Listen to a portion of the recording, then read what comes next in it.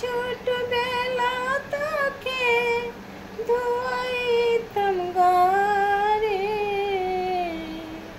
রান্না করে খাওয়াইতাম, বাসিতাম ভালো রে।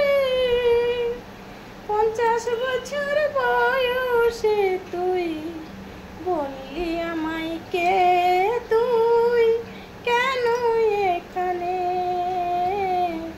তোর জন্য আমি আমার বুকের কলিজাটাও দিলাম শূন্য করিয়া রে। তোদের ছেলে মেয়েকে ভাবতাম আমার ছেলে মেয়ে রে। আজকে এমন আঘাত করেছিস তুই, হবে